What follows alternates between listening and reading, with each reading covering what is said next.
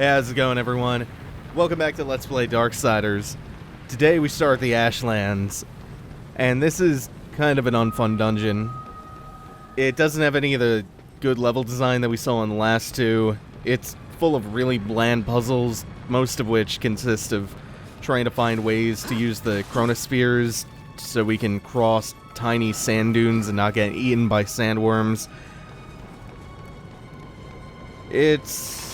It is way too much wasted space. It's full of really, really boring sections. So the first section of this just consists of these types of puzzles. They'll gradually layer it on from here, but this you're just getting the basic gist of it, which is climb up the drilling rig, hit a switch to lower the chronosphere, hit the chronosphere, and we can cross the sand dune without getting devoured. So there's that. I guess it gets a little bit more, I hesitate to say challenging, but a little bit more complex. They layer a couple of more elements in, they expect more of you, as you would expect, or at least you would hope, but it never really tests you that much. It might take a second or two for me to either remember or work my way through the solutions here. That's cool, though. It's basically the Sonic Adventure Orca Whale.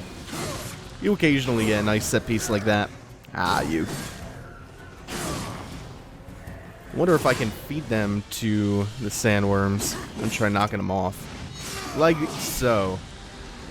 No, they die from falling damage. They hit the death plane and die from falling damage long before the sandworm can come up and devour them. Oh, hey. I kind of want the sandworm to just pop out of the sand to just fish enemies out of the air like an orca whale. That would be really cool. So we did the first drilling rig, and that was really nothing. You would think they would use their weapons to zipline across instead of their hands. Get some really intense rope burns doing that. I will just deal with them because they'll be nuisances if I let them live while I'm trying to solve this puzzle. So now things change up just a little bit. We'll have to fight enemies, and you can see in the background that the oil rig, I keep calling it that, the drill is now spinning, so it's trying to bore into the desert of ash. Even though we crossed the dry roads and it looked like ash, it was that same kind of ghostly pallor to it. But this honestly just looks like a desert. It just looks like sand. Would have been much cooler, albeit, I guess, not as pretty on the eyes as sand. It was just all gray ash. But it is called the Ashlands, so... Let's see, I think I have to come up here first. Because you see this is now spinning around, so it's going to make it harder for us to get around. So, do I hit that first? Well, I guess I kill the enemy first. Let's try a style on you a little bit. Not too much, but just a little bit. Not enough health to really style on him. So we'll hit the switch. I think that lowers the chronosphere. I don't know if I want to do that yet. No,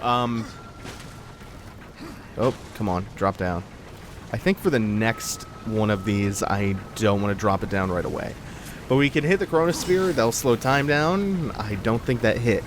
No. Let me try that again. We hit the chronosphere. We can use the inside demonic growth. Oh, come on. Move! This is part of why I hate this puzzle, to be honest. This is just tedious. We can move along the inside wall now to get over to this upper floor. Is there a reason why I would want to hit the chronosphere again? I know I could make it over to that. I'll hit it just in case. I don't think I need to hit that twice. No, because this is just a bridge to the next drill platform. Okay. I think they probably could have cut this entire dungeon out and lost very little off the final game. It's full of just boring sections and kind of bland puzzles. it really only serves as an excuse to use the alright time-stopping mechanic. You don't have that much freedom in using it. You always have to find those chronospheres. It feels like a little bit of a letdown. They do introduce one new thing towards the end of the dungeon, which is neat, but again, the use of that thing they introduce, which is basically what our dungeon item is, although it's not an item per se. That's fine. Okay, I didn't need to come back down here yet. Luckily, they let you boost up. So the goal is to destroy those red rocks, so we know we need bombs to do that, because we've been taught that in previous dungeons. Come up here, a bunch of enemies are going to spawn in, which... Are they going to prevent me from solving this puzzle without killing them? Yeah, they are. So that opening is probably going to be important. That's probably... Trying to kind of remember and work my way through how to do this. Shouldn't take me too long to figure these out. These are really easy puzzles. That's kind of why I feel like this is a waste. Because ideally, like the ideal way that you would structure the layout of the dungeons is the first dungeon's very simple because you have the fewest number of tools.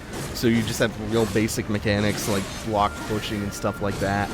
Using the shadow flight that Samael gave you, you eventually find the dungeon item, the crossblade, and that opens up more creative options for them to throw puzzles with more unique solutions that you have to think through just a little bit harder.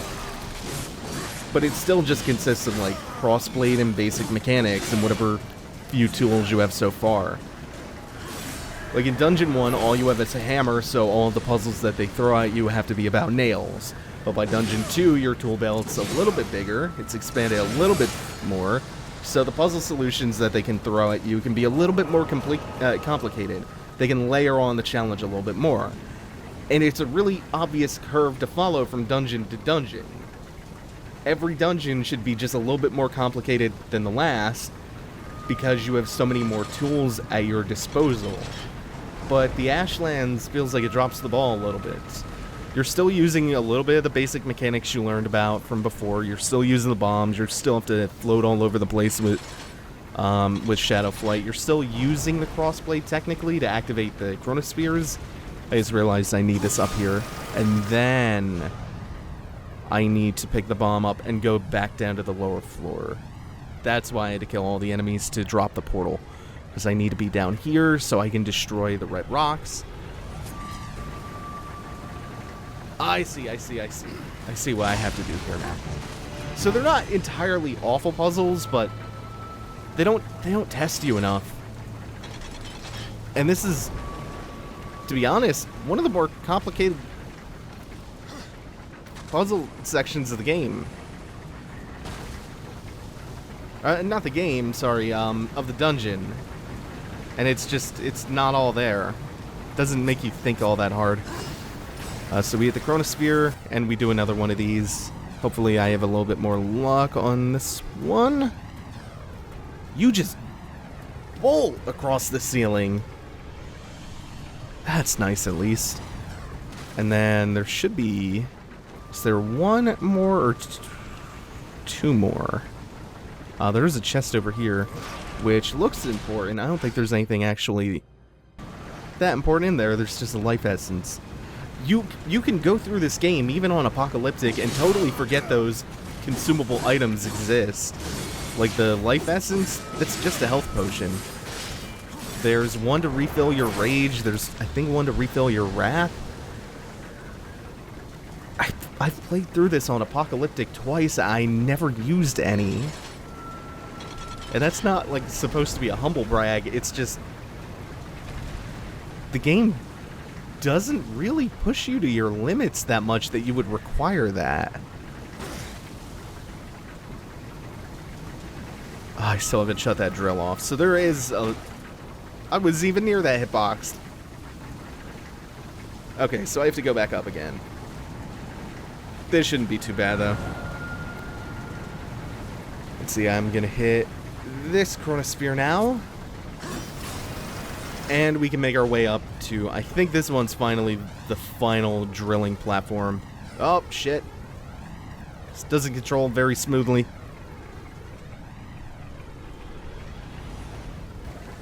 The next several sections of this dungeon are not terribly puzzly. There is one okay puzzle coming up that they unfortunately botched because of a pretty huge oversight that you'll see soon. But now that we've worked our way to the top of the series of drilling rigs, there's actually 2 towers right next to each other that we've been going back and forth between. But now that we've made it to the top layer of this one, where we could shut the drill off, we can go all the way back down to the bottom now because the drill's no longer boring into the desert, and it reveals this really nice oasis down here, which I suspect they put in here as just a pace breaker, not just a pace breaker, but a momentary respite from looking at beige, sandy backgrounds the whole time. Get some nice, colorful underwater bits going. Which, these don't last long in this dungeon. Just long enough to get that 500 soul artifact. If you have the weapon from the 4th dungeon, or not the weapon, but the dungeon item from the 4th dungeon, you come back to this dungeon later on and you get the one and only Overlord artifact in that same room. You just approach the room from a different angle. We'll be seeing that much later on.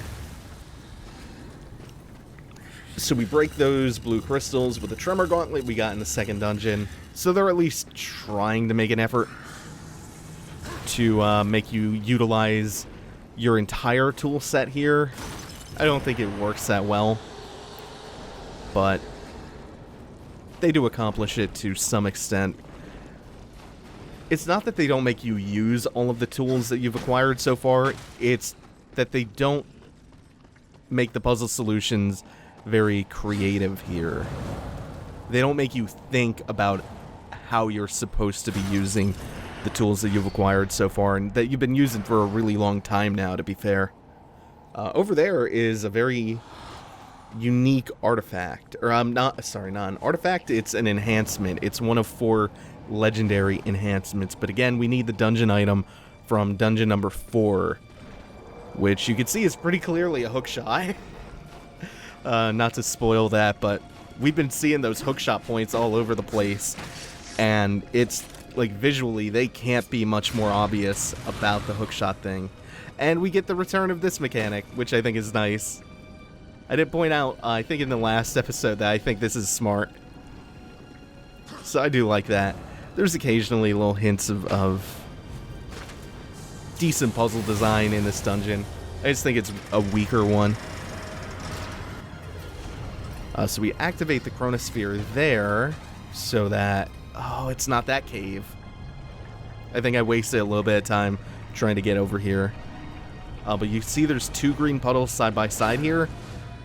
So there are 2 of these Gormaws overhead that are stopping you from getting into that alcove. Unless you're pretty good with timing, using that chronosphere to get over here in slowed time. Or that's the oversight I was talking about earlier. They're supposed to be blocked off by those big stalagmites, or stalactites. They cling tightly to the ceiling. Stalagmites grow up to be mighty and strong. They're supposed to be blocked off by those stalactites, but there's an angle that they didn't quite cover, so you could just shoot the worm and not have to use the time stop from the chronosphere at all.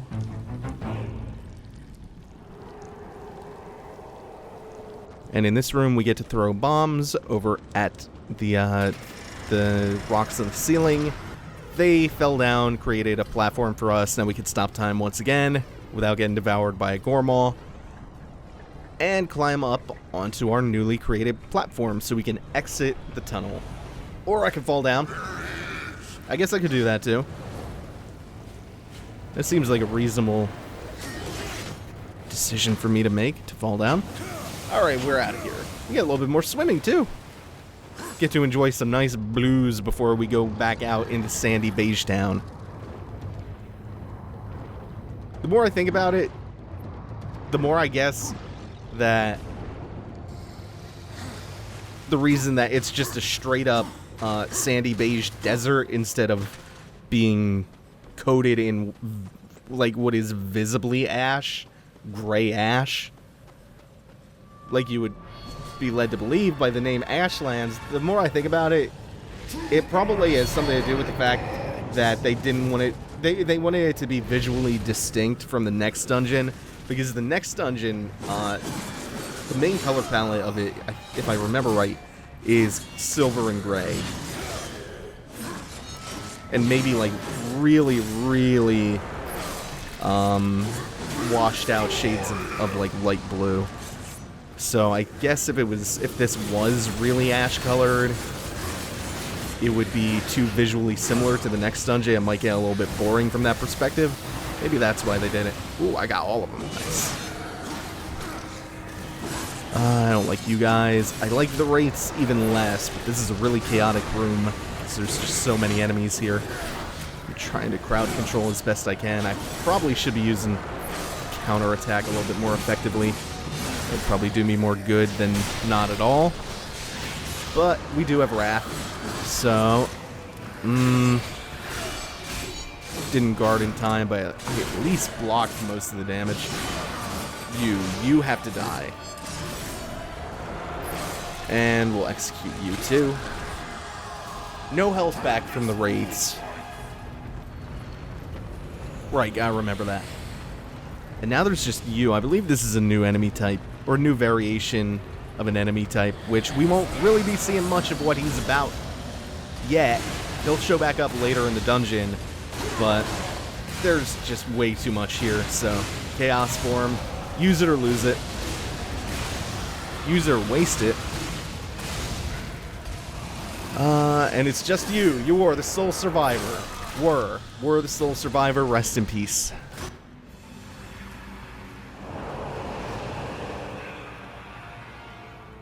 They have to throw those big enemies at you every now and then just to give you an excuse to actually use Chaos Form. Because why use it otherwise?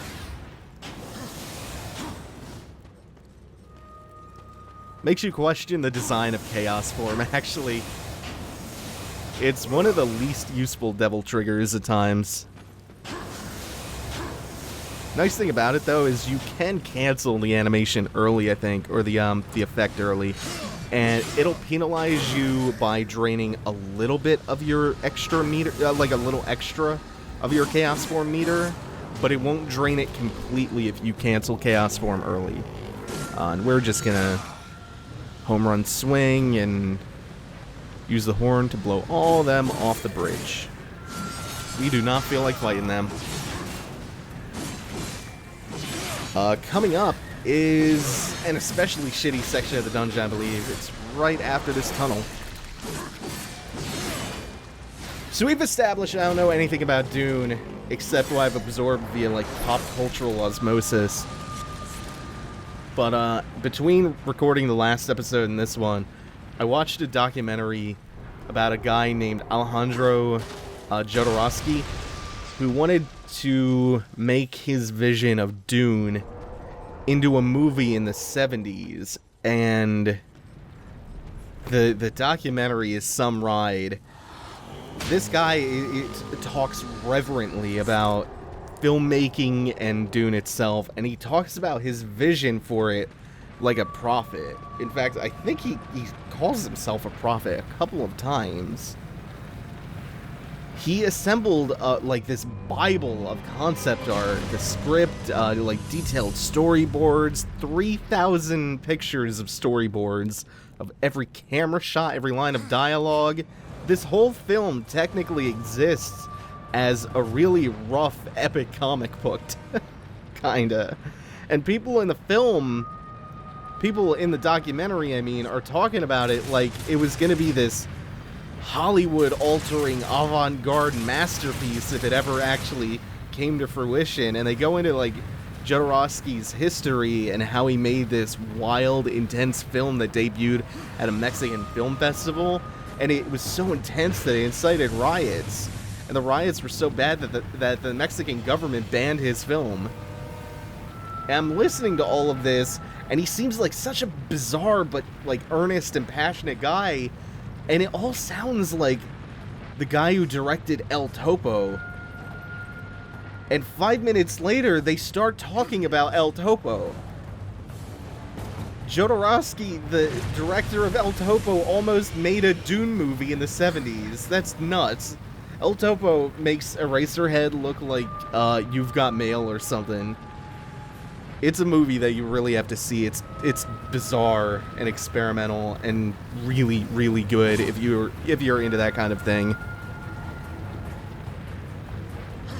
So he goes around assembling a cast and crew of just the most eclectic group of people that you would never expect to be in one place.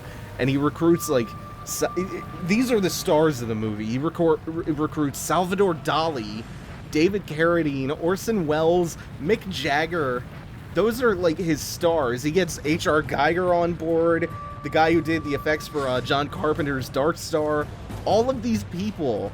And he eventually convinces them to just uproot their lives and move to Paris and hang out for pre-production for like months.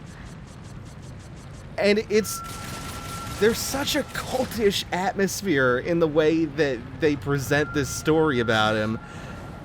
And he's in it prominently. And he sounds like a pastor or a cult leader or something, preaching Dune as a religion. The whole story of the movie that never was is just, it's astonishing. It's astonishing how close he came to actually making that movie before Hollywood brought him back down to Earth and kind of killed his dream. And then there's this moment of like a really funny schadenfreude that he gets when, in the documentary, when he's talking about how they let David Lynch make the Dune movie instead, and he was really depressed, even though he knew like David Lynch was gonna do great because David Lynch is a great filmmaker and all this, but he wasn't gonna get to make his vision. And he was real bummed out about that. And so finally his kids are like, you have to come see this with us. You have to watch it. And they drag him to the theater, and he's all mopey, and he comes out at the end of the movie, and he's ecstatic because the movie was awful. The documentary is called Jodorowsky's Dune, and it's the most fascinating Dune-related minutia that I have ever seen, because, again, never seen Lynch's Dune, never read Dune. I have to get around to that eventually, don't I? This whole Ashlands dungeon is just gonna be me talking about Dune, my limited knowledge of it. That documentary is awesome, though. As is El Topo. And makes me really want to check out the rest of his filmography, because he sounds like the type of director that I would love. Just based on his intense, feverish passion. We just circle straight this guy with the nifty cannon that you can see he's dropped. So just like we got the heavy angel ordnance, the redemption, a couple of episodes ago, we also get this. We also get the fracture gun, which is kind of like the demon equivalent of that, although it functions pretty differently. You can see it has 4 of these red barbs on the side of it, so it fires 4 of them at once. It's kind of a grenade launcher. That's kind of what it is. You fire up to 4 barbs at a time. They can hit an enemy, or you can kind of plant them on the ground, and then you use the left trigger to detonate them remotely. And I think I keep hitting myself because I'm detonating them right as I fire. Either that or the hitbox is being really funky and they're hitting the ground. Which is possible because this weapon's a little cumbersome. And I don't just mean in the way that it makes you move. This section starts off really well, but it drags on for a long time. The section where you're competing with Ulthane for kills on the Angels and you get the redemption for the first time, that's short and sweet. There are only a couple of real fights, and that section's actually pretty challenging. The one with the redemption. This one drags way longer. It doesn't have Ulthane in it, and it's also pretty fucking easy. So it's worse than the redemption section in just about every way, except the gun itself is fine.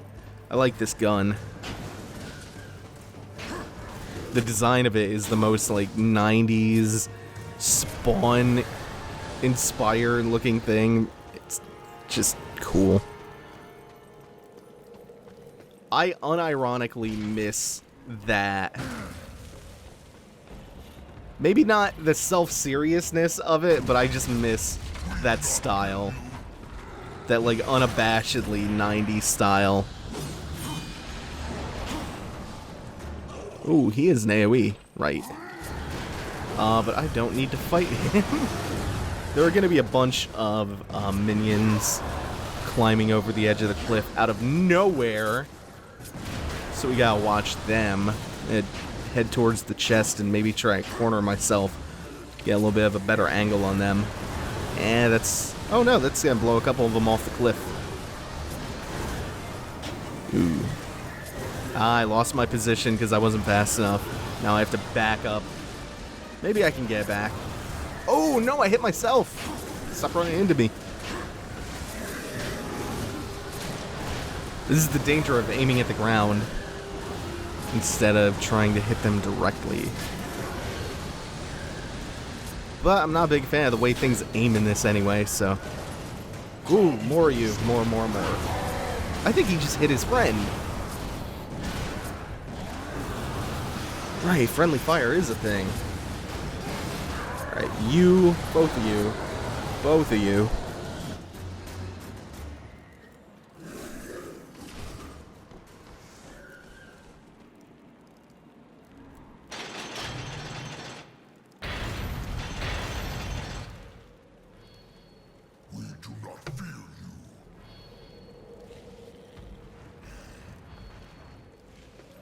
And the Phantom Guard appears to inexplicably lower the only way that we could have gotten across. Oh no, I guess he didn't do that yet. He's about to in a second. I guess we just have to take care of some of the Grenadiers. You move so slowly with this thing that even as slow as the projectiles are, they still sometimes have time to catch up with you. There we go.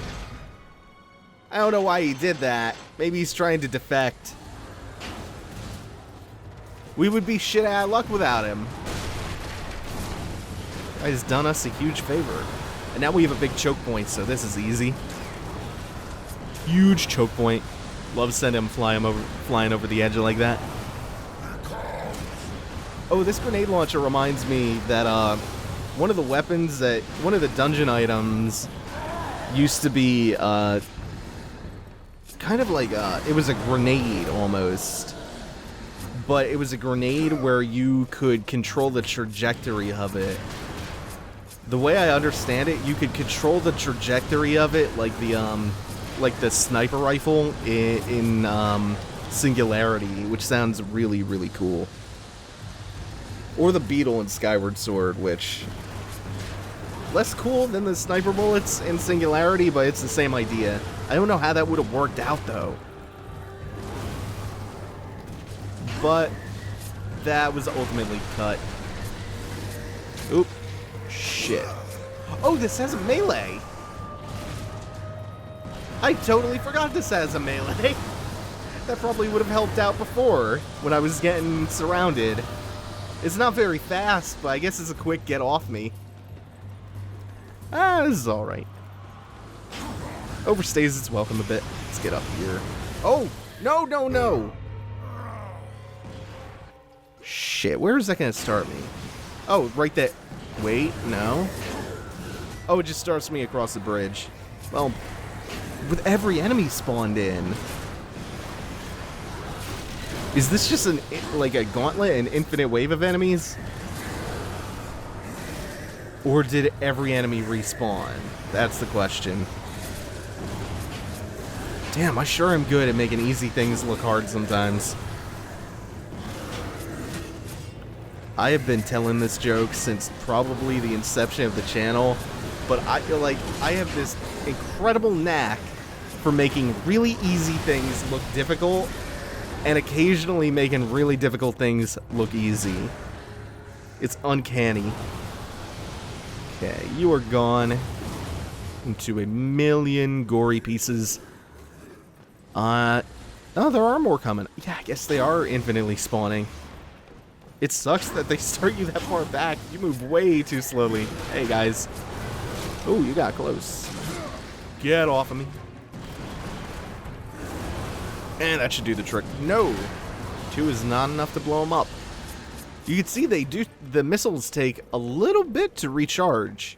It's not instantaneous. More of you. You're stuck on the pillar because you're collision pathing.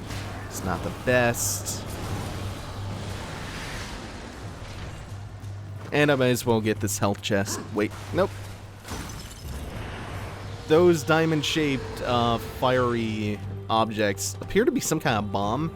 Instead of going all the way up the ramp, you know what? Fuck it, I'm just gonna cheese them a little bit by shooting through the guardrail. By the way, really admire the demon's dedication to safety up here. That they installed guardrails. Good on them. The demons have been through too many lawsuits for that. Alright, we come out to what is clearly an enormous arena. Not a boss fight yet, but a big set piece section coming up. That's going to do it for today. Thanks for watching, everyone. Take it easy. Have a good one.